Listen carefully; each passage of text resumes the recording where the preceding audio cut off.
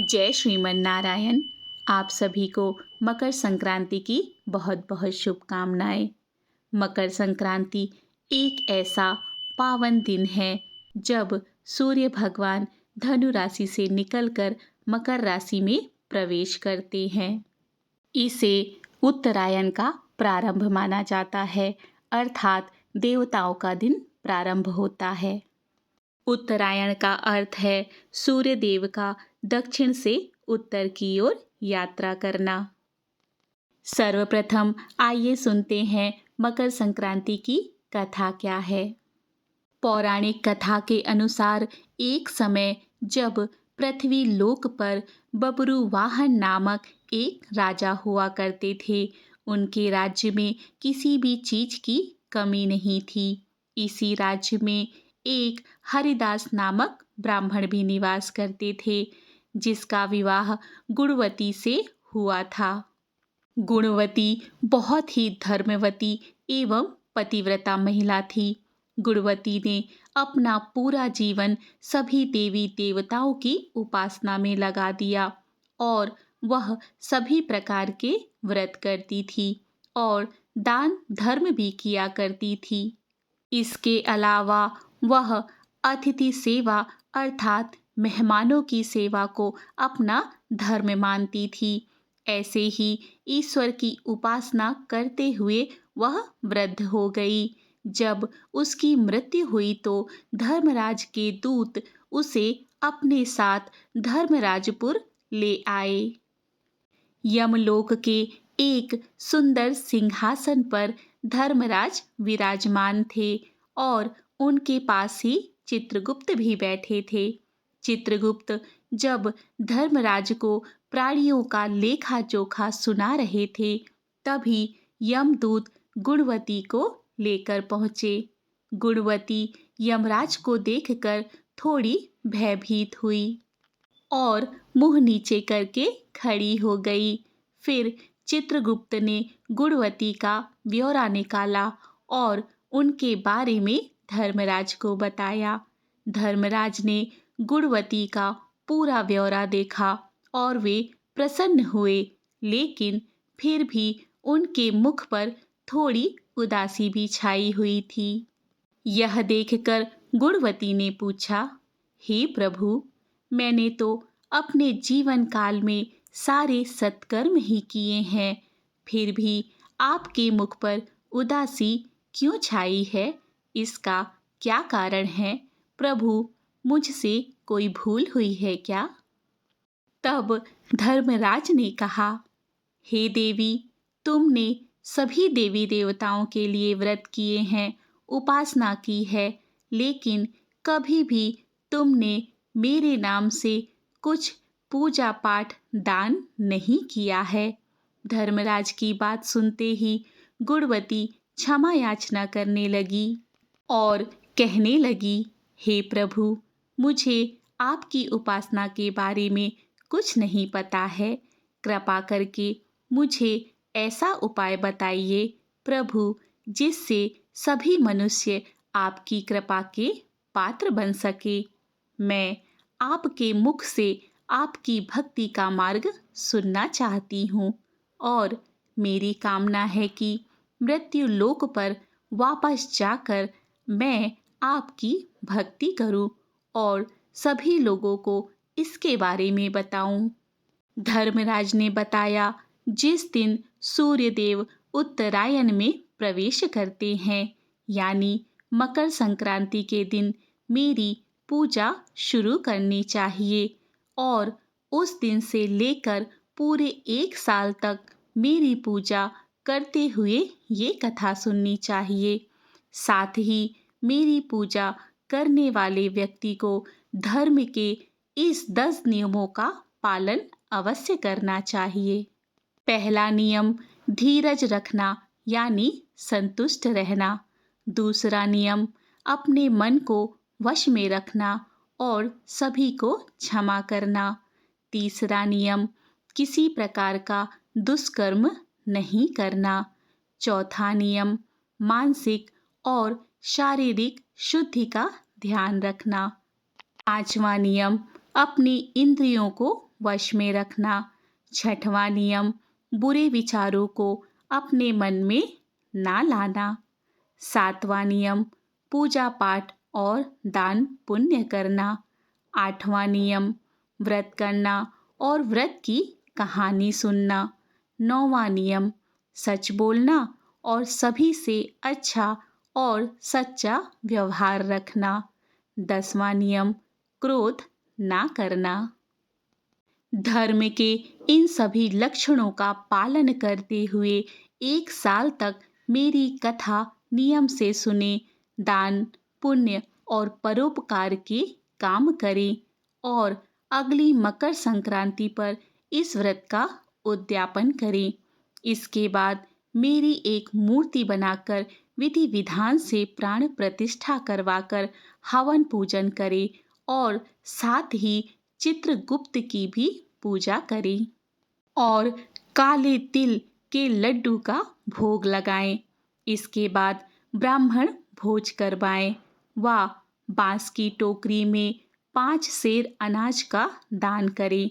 साथ ही किसी जरूरतमंद को गद्दा, तकिया, कंबल, छप्पन, लोटा व वस्त्र आदि का दान करें। संभव हो तो गौदान करें। धर्मराज से व्रत की पूरी कथा सुनकर गुणवती ने पुनः धर्मराज से प्रार्थना की, हे प्रभु, मुझे फिर से मृत्युलोक में जाने दीजिए, जिससे मैं आपका व्रत कर सकूं, साथ ही इस व्रत का प्रचार भी लोगों में कर सकूं।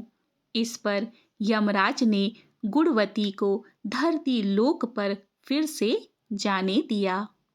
धरती पर वापस आकर गुणवती ने धर्मराज द्वारा बताए गए व्रत के बारे में अपने पतिदेव को बताया। मकर संक्रांति आते ही गुणवती और उसके पति ने ये व्रत शुरू कर दिया। इसी व्रत के प्रभाव से उन पर धर्मराज की कृपा हुई और उन्हें मोक्ष की प्राप्ति हुई। इति श्री मकर संक्रांति व्रत कथा। रामायण काल से भारतीय संस्कृति में दैनिक सूर्य पूजा का प्रचलन चला आ रहा है। राम कथा में मर्यादा पुरुषोत्तम श्री राम द्वारा नित्य सूर्य पूजा का उल्लेख है। राजा भागीरथ सूर्यवंशी थे, जिन्होंने भागीरथ तप साधना के परिणाम स्वरूप मकर संक्रांति के दिन पापनाशनी गंगा को पृथ्वी पर लाकर अपने पूर्वजों को मोक्ष प्रदान करवाया था। राजा भागीरथ ने अपने पूर्वजों का गंगा जल, अक्षत, तिल से श्राद्ध व तर्पण किया था। तब से माघ संक्रांति स्नान, दान, श्राद्ध, तर्पण की प्रथा आज तक प्रचलित है। कपिल मुनि के आश्रम पर जिस दिन मातु गंगे का पदार्पण हुआ था, वह मकर संक्रांति का दिन था। पावन गंगा जल के स्पर्श मात्र से राजा भागीरथ के पूर्वजों को स्वर्ग की प्राप्ति हुई थी। कपिल मुनि ने वरदान देते हुए कहा था, मातु गंगे त्रिकाल तक जन जन का पाप हरण करेंगी और भक्तजनों की 7 पीढ़ियों को मुक्ति एवं मोक्ष प्रदान करेंगी। गंगा जल का स्पर्श, पान, स्नान और दर्शन सभी पुण्यदायक फल प्रदान करेंगे। महाभारत काल में भीष्म पितामह ने भी सूर्य के उत्तरायण होने का इंतजार किया था, अर्थात उन्होंने सूर्य के उत्तरायण होने पर भी स्वेच्छा से अपनी इच्छा के अनुसार शरीर का परित्याग किया था। उनका श्राद्ध संस्कार भी सूर्य की उत्तरायण गति में हुआ था। अतः आज तक पितरों की प्रसन्नता के लिए तिल, अर्घ्य एवं जल तर्पण की प्रथा मकर संक्रांति के अवसर पर ही प्रचलित है। सूर्य की 7वीं किरण भारतवर्ष में आध्यात्मिक उन्नति की प्रेरणा देने वाली है। 7वीं किरण का प्रभाव भारतवर्ष में गंगा जमुना के मध्य अधिक समय तक रहता है। इस भौगोलिक स्थिति के कारण ही हरिद्वार एवं प्रयाग में माघ मेला अर्थात मकर संक्रांति या पूर्ण कुंभ तथा अर्ध कुंभ के विशेष उत्सव का आयोजन होता है। अब आइए जानते हैं मकर संक्रांति पर हमें क्या करना चाहिए। मकर संक्रांति के दिन सूर्योदय से पूर्व उठकर किसी पवित्र नदी में स्नान करें। यह संभव नहीं है तो घर पर ही गंगा जल मिलाकर स्नान करें। इससे तन और मन की शुद्धि होती है। स्नान के बाद तांबे के लोटे में जल, लाल फूल, अक्षत और काले तिल डालकर ओम सूर्याय नमः मंत्र का जाप करते हुए सूर्य देव को अर्घ्य दें।